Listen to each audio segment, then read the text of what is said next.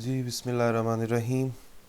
आज हम FSc part 1 chapter 1 इसके हम एमसीक्यूज़ करने लगे।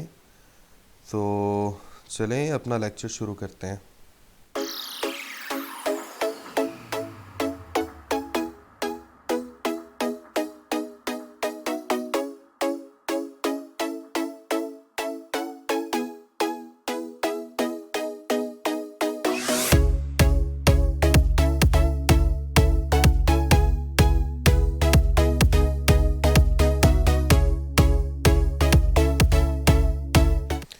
जी स्टूडेंट्स वेलकम बैक। चलते हैं अपने बोर्ड की तरफ, और ये सामने आपको स्क्रीन पे नज़र आ रहे हैं कुछ लर्निंग आउटकम्स। आज चैप्टर 1 के चूँकि हम एमसीक्यूज़ करने लगे हैं, तो चैप्टर 1 में जो मेजर टॉपिक्स हैं ये हम कवर करेंगे। और ये टॉपिक्स कौन कौन से हैं? सबसे पहला टॉपिक है इंट्रोडक्शन टू फिज़िक्स, उसके बाद फिज़िकल क्वांटिटीज़, उसके बाद इंटरनेशनल सिस्टम ऑफ यूनिट्स, फिर सिग्निफिकेंट फिगर्स, बड़ा इंपॉर्टेंट टॉपिक है। प्रिसीजन एंड एक्यूरेसी, ये भी बड़ा कंसेप्चुअल टॉपिक है। उसके बाद assessment of total uncertainty in final result.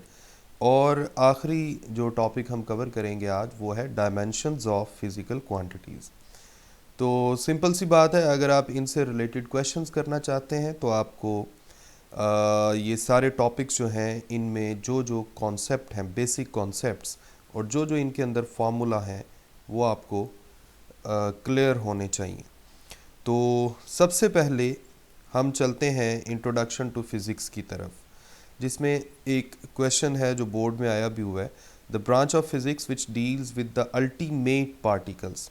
अच्छा, ये इंट्रोडक्शन टू फिज़िक्स में एक छोटा सा सब टॉपिक है ब्रांचेस ऑफ फिज़िक्स का। तो उसमें पार्टिकल फ़िज़िक्स की डेफिनीशन में ये सारी सेम ऐसी ही स्टेटमेंट लिखी हुई है, the branch of physics which deals with the ultimate particles with which universe is made. तो इसका आंसर है पार्टिकल फ़िज़िक्स। इसी तरह फिज़िकल क्वांटिटीज़ वाला जो टॉपिक है, इसमें total number of base quantities आप जानते हैं टोटल 7 होती हैं। ये टेबल नंबर 1.1 में भी सारी बेस क्वांटिटीज़, उनके बेस यूनिट्स और उनके जो कॉरस्पॉन्डिंग सिंबल्स हैं वो भी गिवन है, तो आप उस पर भी देख सकते हैं। क्वेश्चन नंबर 2 में कह रहा है विच of the following is derived quantity. देखें, बेस क्वांटिटीज़ के अलावा सप्लीमेंट्री क्वांटिटीज़ आपने दो याद रखनी है, प्लेन एंगल और सॉलिड एंगल, जो सप्लीमेंट्री यूनिट्स में बताया गया है। उसके अलावा जितनी भी क्वांटिटीज़ हैं जो आप फिज़िक्स में पढ़ते हैं 7 बेस क्वांटिटीज़ के अलावा, वो ज़ाहिर बात है वो क्या है, डिराइव्ड क्वांटिटीज़। और यहाँ पर मास, लेंथ और टाइम, ये तीनों बेस क्वांटिटीज़ हैं, तो इसलिए डिराइव्ड क्वांटिटीज़ जो है उसका करेक्ट आंसर क्या होगा, force, alpha option. Question number 3 में कह रहे हैं example of base quantities. 7 base quantities हैं, वो आपको याद होनी चाहिए, length, mass, time, electric current, amount of substance, इसी तरह टेम्परेचर, इसी तरह से इंटेंसिटी ऑफ लाइट। तो ये सारी बेस क्वांटिटीज़ हैं, ये सारी आपको पता होनी चाहिए। तो गिवन ऑप्शंस में जो बेस क्वांटिटी थी वो थी चार्ली ऑप्शन में लेंथ। इसके बाद है इंटरनेशनल सिस्टम ऑफ यूनिट्स। इसमें सबसे पहला क्वेश्चन है the unit of temperature in SI system, SI units is kelvin. तो हम जानते हैं कि यूनिट ऑफ टेम्परेचर अगर एसआई यूनिट देखा जाए तो वो केल्विन है। अगर हम एसआई यूनिट्स के अलावा भी बात करें तो उसमें सेल्सियस भी ठीक है, फ़ारेनहाइट भी ठीक है, लेकिन चूंकि उसने एसआई पूछा था तो इसका करेक्ट आंसर केल्विन ही है। The SI unit of solid angle, solid angle का ऐसा यूनिट होता है स्टेरेडियन। ये आपका सप्लीमेंट्री यूनिट्स वाला टॉपिक है जिसमें दो यूनिट्स के बारे में बताया गया है, एक रेडियन और दूसरा स्टेरेडियन। रेडियन जो है ये प्लेन एंगल यानी 2 डायमेंशनल एंगल का एसआई यूनिट होता है, और स्टेरेडियन जो है ये 3 डायमेंशनल एंगल यानी सॉलिड एंगल का एसआई यूनिट होता है। The entities contained in mole are 6.02 into 10⁻23। ये एवोगाड्रोस नंबर जो है उसकी आप समझ लें बेसिक डेफिनीशन है। अगर मैं आपसे ये पूछूं कि एक सिलेंडर है, उसके अंदर कोई गैस फिल है, तो उसमें कितने नंबर ऑफ मॉलिक्यूल्स होंगे, आप बताएंगे 6.02 इंटू 10⁻23।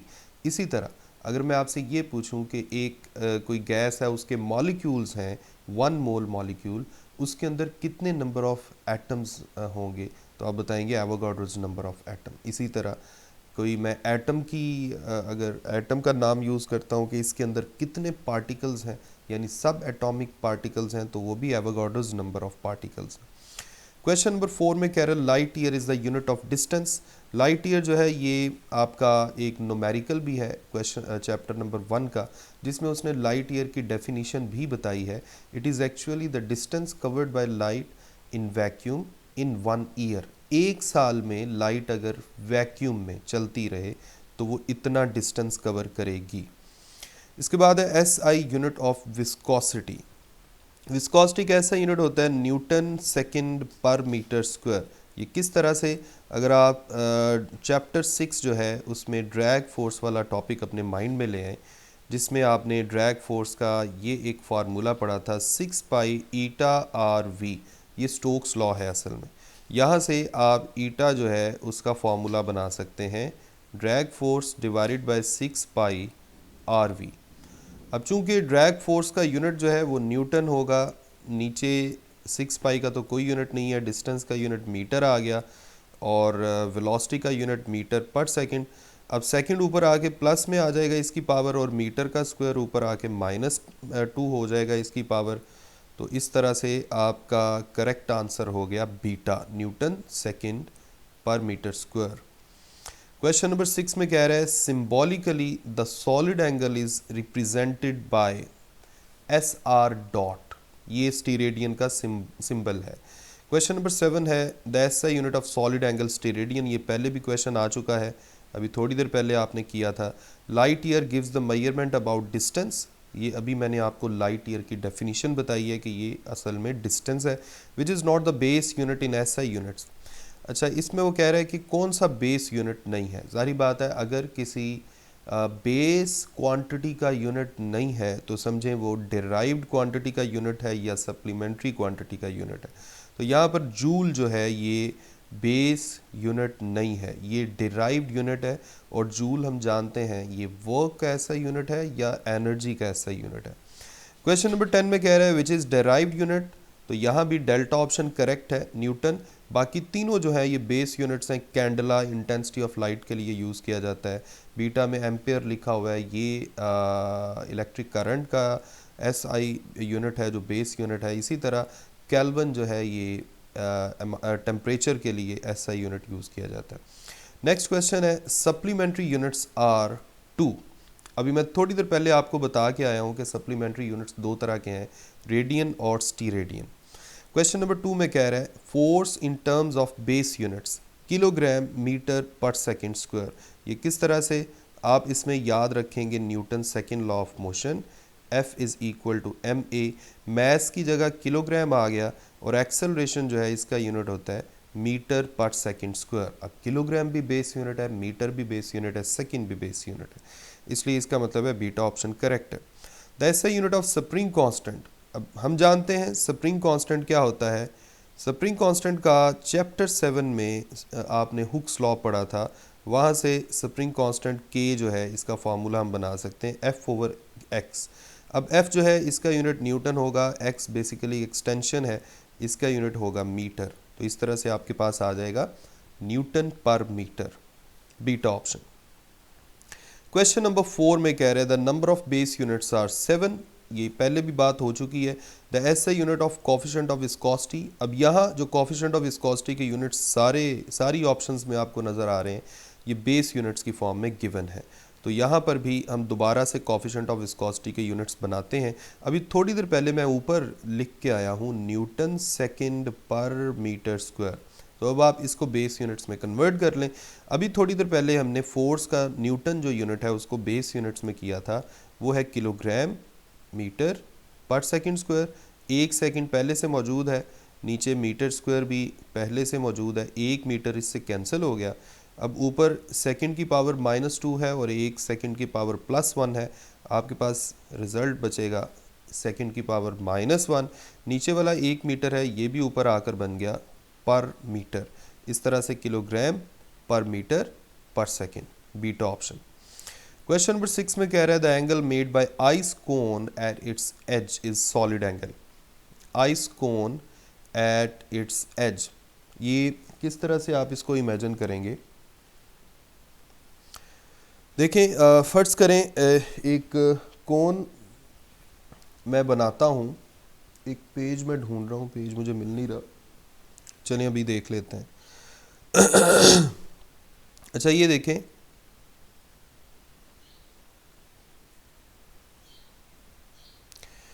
ये कोन है, कोन तो आपने खाई होगी आइसक्रीम वाली, तो ये बिल्कुल वैसी ही कोन है। इसके एज पे यहाँ पर ये जो एंगल बन रहा है आपको ये चारों तरफ से नज़र आएगा, इसीलिए इसे 3 डायमेंशनल एंगल कहते हैं और यही सॉलिड एंगल है। ठीक है जी, beta option. The ratio of circumference of circle to its diameter, circumference divided by diameter. अब सर्कमफेरेंस क्या होता है? 2πr, और डायामीटर क्या होता है? रेडियस का डबल। दोनों की रेशो लेंगे तो बाकी सारा कुछ कैंसिल हो जाएगा, सिर्फ आपके पास पाई बचेगा, पाई रेडियन। क्वेश्चन नंबर 8 में कह रहे थे ऐसा unit of angular momentum is joule second, it can also be written as, तो इसका आंसर है बीटा। अब जूल सेकंड जो है हम जूल की जगह लिख सकते हैं, जूल बेसिकली न्यूटन मीटर के इक्वल होता है, न्यूटन की जगह kilogram metre per second square, metre भी वैसे का वैसे और सेकंड भी वैसे का वैसे। तो जूल की जगह मैंने लिखा kilogram per metre, kilogram metre per second square multiplied by metre, और 7 सेकंड पहले से मौजूद है। अब आप इनको सिंप्लीफाई कर लें, मीटर और मीटर मल्टीप्लाई होकर मीटर का स्क्वायर बना देंगे। इस तरह से आपके पास बचेगा किलोग्राम मीटर स्क्वायर सेकंड की पावर -1, क्योंकि 1 सेकंड की पावर -2 है और 1 सेकंड की पावर +1 है, आपके पास रिजल्ट बचेगा सेकंड की पावर -1। इस तरह से करेक्ट ऑप्शन होगी बीटा। क्वेश्चन नंबर 9 में कह रहे the unit of intensity of light is candela, ये पहले भी बात हो चुकी है। The solid angle subtended at the centre by sphere is 4π, इसका करेक्ट आंसर है 4π। इसको आप इस तरह से देखेंगे, फ़र्ज़ करें सॉलिड एंगल को हम जाहिर करते हैं थीटा से या कैपिटल थीटा से। अब अगर आप प्लेन एंगल का फॉर्मूला लिखें तो वो होता है arc length divided by radius of circle. Solid angle जो है इसका फॉर्मूला होगा area of patch divided by radius का square, area of patch divided by R square. अब इसमें आर क्या है? ये रेडियस ऑफ स्फीयर है, उसका स्क्वायर लेना पड़ेगा। अब अगर मैं आपसे ये पूछूं कि पूरा जो फुटबॉल या पूरा स्फीयर है उसका टोटल जो सरफेस एरिया है वो क्या होगा, तो मैथमेटिक्स वाले बच्चे तो अभी से जानते हैं, अदरवाइज़ आप याद रख लें जो बायो वाले बच्चे हैं, एरिया की जगह आ जाएगा 4πr square divided by R square, ये कैंसिल हो गया। आपके पास टोटल जो सॉलिड एंगल पूरे स्फीयर में आएगा दैट इज़ 4π स्टेरेडियन। इसके बाद है question number 1, a light year is the distance covered by light in vacuum in 1 year, how much meters are there in 1 light year? 1 light year is equal to, ये पहले एक question आया था कि light year distance का unit होता है, और लाइट ईयर की वैल्यू जो आपके चैप्टर 1 के फर्स्ट न्यूमेरिकल में कैलकुलेट की गई है वो है 9.5 इंटू 10⁻15 मीटर। ये ज़ाहिर बात है बड़ा ही सिंपल फार्मूला है, distance is equal to speed multiplied by time. Speed की जगह स्पीड ऑफ लाइट आ जाएगी, साथ टाइम आ जाएगा। टाइम जो है ये 365 डेज़ को आप सेकंड में कन्वर्ट करके पुट करेंगे, और सी जो है ये स्पीड ऑफ लाइट है 3 मल्टीप्लाइड बाय 10⁻8, टाइम की जगह आ जाएगा 365 डेज़। एक दिन में 24 घंटे होते हैं और एक घंटे में 3600 सेकंड होते हैं। इस तरह से आपके पास ये फाइनल रिजल्ट आ जाएगा, इन सब को मल्टीप्लाई कर दें तो आपके पास करेक्ट आंसर आ जाएगा 9.5 मल्टीप्लाइड बाय 10⁻15 मीटर। ऐसा unit of intensity of light candela, ये रिपीट हुआ है। Unit of work in base units, work जो है अभी मैं इसका यूनिट बना के आया था, वर्क का यूनिट होता है जूल, जूल न्यूटन मीटर के इक्वल होता है, न्यूटन की जगह kilogram metre per second square, 7 metre वैसे का वैसा, इनको मल्टीप्लाई करेंगे किलोग्राम मीटर स्क्वायर पर सेकंड स्क्वायर बन गया, यानी ऑप्शन सी। नेक्स्ट क्वेश्चन है dash is not a derived unit, तो ये है डेल्टा आंसर, क्योंकि एम्पेयर बेस यूनिट है, ये डिराइव्ड यूनिट नहीं होता है। ऐसा unit of work is joule, bar bar repeat हो रहा है। Solid angle subtended at the centre of sphere, पूरा सफेयर कितना सॉलिड एंगल बना रहा है अपने सेंटर पे, 4 पाई स्टेरेडियन। अभी थोड़ी देर पहले मैं ये करके आया हूँ। इसके बाद है साइंटिफिक नोटेशन वाला, जो conventions in writing the units वाला एक आपका टॉपिक है, उसके अंदर से काफ़ी सारी प्रीफिक्सेस हैं जो आपने याद रखनी है। टेबल यहाँ पर गिवन है। Femto is equal to 10⁻⁻15 and which of the following is the least multiple. Atto ये होता है 10⁻18। ठीक है, तो ये आपने याद रखना है। Significant figures 73.650 rounded off to 1 decimal place. अच्छा, अब आपने 1 डेसिमल प्लेस तक इसको राउंड ऑफ करना है। 1 डेसिमल प्लेस का मतलब है डेसिमल के बाद एक डिजिट, यानी यहाँ पर आपको डेसिमल के बाद 2 डिजिट्स नज़र आ रहे हैं, इन दोनों को आपने ड्रॉप करना है। 0 को ड्रॉप करेंगे कोई फ़र्क नहीं पड़ेगा। जब आप 5 को ड्रॉप करेंगे, 5 से ज़्यादा होता तो जो बाकी बच जाता है वो एक बढ़ जाता है, 5 से कम होता तो जो बाकी बच जाता है वो वैसे ही रहता है। लेकिन यहाँ जो ड्रॉप किया जा रहा है ये है ही 5, यानी ये है ही 5। तो फिर जो बाकी बच जाएगा, जो पीछे रह जाता है, जैसे पीछे रहने वाला 6 है, आपने देखना है ये इवन है या ऑड है। अगर तो इवन है तो ऐसे ही रहने दें, अगर ऑड है तो बढ़ा के इवन कर दें। इस तरह से इसका करेक्ट आंसर होगा अल्फ़ा, क्योंकि 5 को ड्रॉप किया जाएगा, 6 बाकी बच रहा है और 6 इवन है, इसलिए उसकी सेहत पे कोई फ़र्क नहीं पड़ेगा। क्वेश्चन नंबर 2 में कह रहा है a student added 3 figures 72.1, 3.32, 0.003. The correct answer regarding the rules of significant figures will be। अच्छा, एक बात याद रखें, एडिशन और सब्ट्रैक्शन के लिए अगर हमें आंसर लिखना पड़े तो करेक्ट रूल ये है कि आंसर की डेसिमल प्लेसेस जो हैं वो कम से कम होनी चाहिए। अब क्वेश्चन में कम से कम डेसिमल प्लेसेस कितनी है, ये 72.1, यानी डेसिमल के बाद एक डिजिट, तो आंसर में भी डेसिमल के बाद एक डिजिट होना चाहिए। अगर आप इनको ऐड करेंगे तो टोटल ऐड करने पे आपके पास आंसर आएगा 75 पॉइंट, आप ऐड करके चेक करें, 72.1, 3.32 और इसके अलावा तीसरा क्या है 0.003। इस तरह से ऐड करके बनता है 323, बल्कि 324, ये ऐड करके ये बनता है, एग्जैक्टली ये बनता है। लेकिन आपने राउंड ऑफ करके अल्हम्दुलिल्लाह, आपने राउंड ऑफ करके डेसिमल प्लेस के बाद, डेसिमल के बाद कितने डिजिट्स लेके आने हैं 1, तो आप 3 को भी ड्रॉप करेंगे, 2 को भी ड्रॉप करेंगे, 3 भी 5 से छोटा है, 2 भी 5 से छोटा है, इसलिए 4 वैसे का वैसा ही रहेगा। तो करेक्ट आंसर है सी। इसके बाद है question number 3, which is correct record for the diameter of wire measured by screw gauge with least count 0.001 centimetre. एक बात याद रखें, सिग्निफिकेंट फिगर में हमने ये बात पढ़ी थी कि जितनी डेसिमल प्लेस पर लीस्ट काउंट होता है, जो आंसर है या जो मेजरमेंट है, उसकी डेसिमल प्लेसेस भी उतनी ही होनी चाहिए। अब देखें, लीस्ट काउंट जो है ये 3rd डेसिमल प्लेस तक है, तो आंसर भी सेम यूनिट में 3rd डेसिमल प्लेस पर ही होना चाहिए, इसलिए करेक्ट आंसर है चार्ली। क्वेश्चन नंबर 4 में कह रहा है number of significant figures in 0.000846, तो इसका करेक्ट आंसर है 3, क्योंकि डेसिमल फ्रैक्शन में नॉन ज़ीरो डिजिट के लेफ़्ट साइड पे जो ज़ीरो होते हैं ये वाले, ये सिग्निफिकेंट नहीं होते। लेकिन अगर डेसिमल फ्रैक्शन में नॉन ज़ीरो डिजिट के राइट साइड पे ज़ीरोज़ होंगे तो वो सारे सिग्निफिकेंट होंगे। बहरहाल इस क्वेश्चन का आंसर क्या है 3, यानी delta. The number of significant figures in 0.0173, इसका भी वही आंसर है, क्योंकि इसमें भी ये वाले ज़ीरो सिग्निफिकेंट नहीं है, तो करेक्ट आंसर है alpha. The sum of 3 numbers up to correct decimal place. अब इसमें भी आपने ऐड करना है और जो रिज़ल्ट है वो कम से कम डेसिमल प्लेस पे लिखना है, और कम से कम डेसिमल प्लेस क्वेश्चन में कितनी है ये, यानी 2 डेसिमल प्लेसेस पे लिखना है। जब आप इनको ऐड करेंगे तो आपका करेक्ट आंसर 2 डेसिमल प्लेस तक होना चाहिए। जब आप इनको ऐड करेंगे तो आपके पास आएगा 8 पॉइंट समथिंग, 8.1273 आएगा मेरा ख्याल है, ये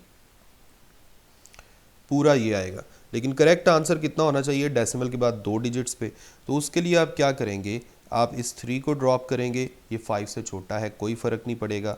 7 को ड्रॉप करेंगे, 7 जो है ये 5 से बड़ा है, तो जो बाकी बच जाने वाला 3 है 2 है, ये बढ़ के 3 हो जाएगा, यानी 8.13। तो इसलिए करेक्ट आंसर है बीटा। बीटा आपका करेक्ट आंसर है। Mass is considered highly concentrated form of energy. According to this 1 kg mass has energy 9 into 10⁻16 joules. ये आप आइंस्टाइन की एनर्जी मैस रिलेशनशिप के मुताबिक बना सकते हैं। मैस की जगह 1 kg आ गया, स्पीड ऑफ लाइट होती है 3 इंटू 10⁸, उस सारे का स्क्वायर। जब आप उसका स्क्वायर सॉल्व करेंगे तो बन जाएगा 9 इंटू 10⁻16। तो इस तरह से चार्ली आंसर बन गया। The number 56.8546 is rounded off to 3 significant figures. तो 3 significant figures कितनी है, ये 6 को ड्रॉप करें, 4 जो है ये बढ़ के 5 हो जाएगा। 5 को ड्रॉप करें तो ये जो 5 है ये ऑड है, ये बढ़ के इवन हो जाएगा, यानी 6 हो जाएगा। फिर आप 6 को ड्रॉप करेंगे तो ये 8 जो है ये बढ़ के 9 हो जाएगा, यानी 56.9। The number of significant figures in 8.100 into 10⁻³ kg are 4। आपने सिग्निफिकेंट फिगर में ये रूल पढ़ा था कि अगर कोई भी वैल्यू साइंटिफिक नोटेशन की फॉर्म में लिखी है तो वो सारी की सारी सिग्निफिकेंट है, पावर को छोड़ के बाकी हर डिजिट को काउंट कर लें। तो देखें इसमें डेसिमल के लेफ्ट साइड पे एक नॉन ज़ीरो डिजिट है, तो ऐसी नोटेशन को हम बोलते हैं साइंटिफिक नोटेशन। तो 10 की पावर को छोड़ दें और बाकी सारे नंबर्स को कैलकुलेट कर लें। सिग्निफिकेंट फिगर्स इन 0.0010, मैंने आपको बताया था डेसिमल फ्रैक्शन में लेफ्ट साइड वाले ज़ीरो जो हैं ये सिग्निफिकेंट नहीं होते, लेकिन राइट वाले सिग्निफिकेंट होते हैं। तो 1 भी सिग्निफिकेंट है, राइट साइड वाला 0 भी सिग्निफिकेंट है, तो आपका आंसर आया 2। सिग्निफिकेंट फिगर्स इन 0.00876, इसमें भी ये सिग्निफिकेंट नहीं है और ये सिग्निफिकेंट है, इसका आंसर है 3। अब इसमें डेसिमल फ्रैक्शन है, नॉन ज़ीरो डिजिट के राइट साइड पे जो ज़ीरो है ये भी सिग्निफिकेंट है, तो टोटल आंसर आएगा 5। The sum of three numbers 2.7543 4.10 up to correct place of decimal, इसमें भी आपको मैंने जैसे पहले रूल बताया था कि इन तीनों को ऐड करेंगे, जो आंसर है वो कम से कम डेसिमल प्लेस पे होना चाहिए। कम से कम डेसिमल प्लेस ये है डेसिमल के बाद 2 डिजिट्स, तो इस तरह से आंसर जो है वो डेसिमल के बाद 2 डिजिट्स में आएगा। मेरा ख्याल है ये क्वेश्चन रिपीट हुआ है, अभी अभी मैं आपको ये वाला क्वेश्चन सॉल्व करवा के आया हूँ, क्वेश्चन नंबर 6 ये वाला। तो इसका भी सेम आंसर है 8.13। सिग्निफिकेंट फिगर्स इन 1.00110, इसका करेक्ट आंसर है कि सारी ही सिग्निफिकेंट हैं, क्योंकि दरमियान वाले ज़ीरो तो होते ही सिग्निफिकेंट हैं, नॉन ज़ीरो डिजिट के राइट साइड वाले भी सिग्निफिकेंट हैं, क्योंकि ये डेसिमल फ्रैक्शन है। तो इसमें 6 के 6 सिग्निफिकेंट हैं। 6 अल्फ़ा। सिग्निफिकेंट फिगर्स इन, तो इसका आंसर है 3, ये पहले बता के आया हूँ। Precision and accuracy, number of colors used in the process of color printing to produce the entire range of colors। बेटा ये साइड इन्फॉर्मेशन है, टेक्स्ट बुक का पेज नंबर 11 है, इसका आंसर है 4। विच of the following measurements of length is most precise. एक बात याद रखें, जितनी ज़्यादा सिग्निफिकेंट फिगर्स होंगी आंसर उतना ही ज़्यादा प्रिसाइज होगा। अब सिग्निफिकेंट फिगर्स सबसे ज़्यादा किसकी हैं, डेल्टा की, और ये 4 है, इसकी 3 है, इसकी 2 है, इसकी 1 है, इसलिए करेक्ट आंसर क्या है, डेल्टा।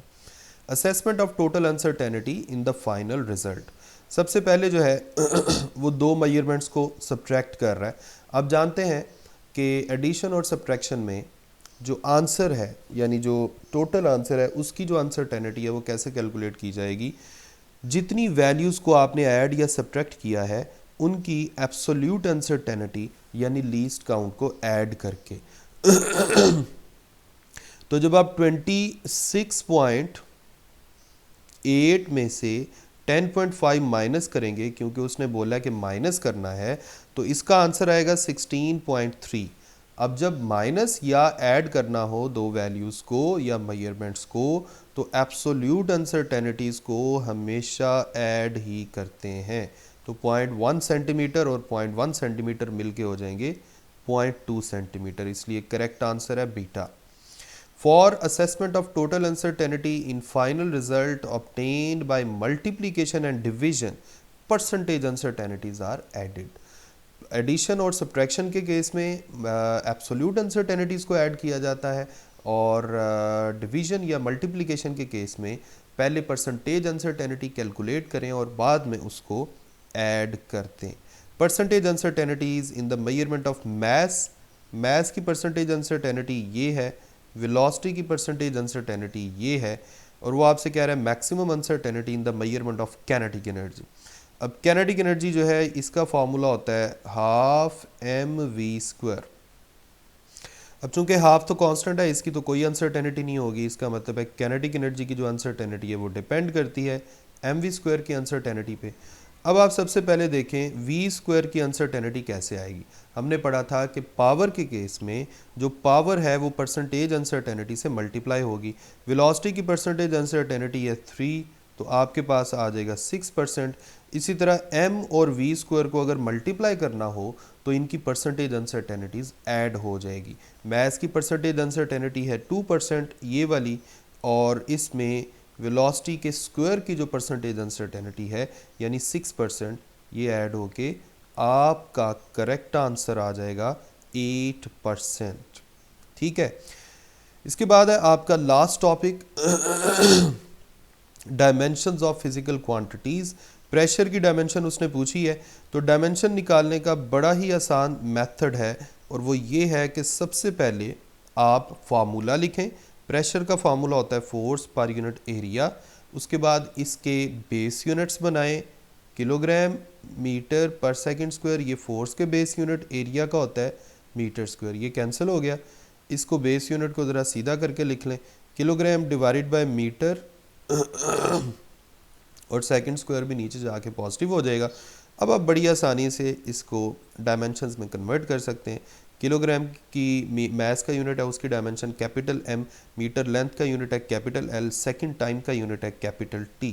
तो इस तरह से M divided by LT square, तो इस तरह से, सॉरी ये T का स्क्वायर प्लस है, ऊपर आएगा तो माइनस होगा, तो इसका करेक्ट आंसर है alpha. Dimensions of acceleration due to gravity, कोई भी एक्सेलरेशन है, चाहे एक्सेलरेशन ड्यू टू ग्रेविटी है चाहे कोई भी एक्सेलरेशन है, तो उसकी डायमेंशन सिंपल एक्सेलरेशन वाली ही होगी। और एक्सेलरेशन के बेस यूनिट्स होते हैं मीटर पर सेकंड स्क्वायर, और उसकी डायमेंशन बन जाएगी LT इनवर्स स्क्वायर, यानी LT की पावर -2, क्योंकि नीचे T का स्क्वायर और ऊपर आके -2 हो जाएगा। The dimensions of force MLT की पावर -2, फोर्स जो है उसके बेस यूनिट्स होते हैं kilogram metre per second square, इसको आप डायमेंशंस में कन्वर्ट कर लें। Mass capital M, metre length का है कैपिटल L, सेकंड टाइम का है कैपिटल T का -2, तो इस तरह से डेल्टा। डायमेंशंस ऑफ वर्क, इसका आंसर है बीटा। पहले आप वर्क के बेस यूनिट्स बनाएंगे। वर्क का बेसिक फार्मूला होता है FD। फोर्स के बेस यूनिट्स मैंने आपको अभी बताए थे, kilogram metre per second square, displacement का मीटर आ जाएगा, इनको सिंप्लीफाई करें किलोग्राम मीटर स्क्वायर पर सेकंड स्क्वायर। अब आप इसको डायमेंशंस में कन्वर्ट कर लें, ML स्क्वायर T की पावर -2, तो इस तरह से आपके ये डायमेंशंस आ गए beta. The dimensions of power, ये अभी अभी हम पावर का करके आए हैं, सॉरी नहीं पावर का नहीं, वो प्रेशर का किया था। पावर के डायमेंशन आप निकाल लें। पावर क्या होता है, this is rate of doing work. तो अगर आप वर्क के डायमेंशन निकाल चुके हैं तो सिंपली क्या करें,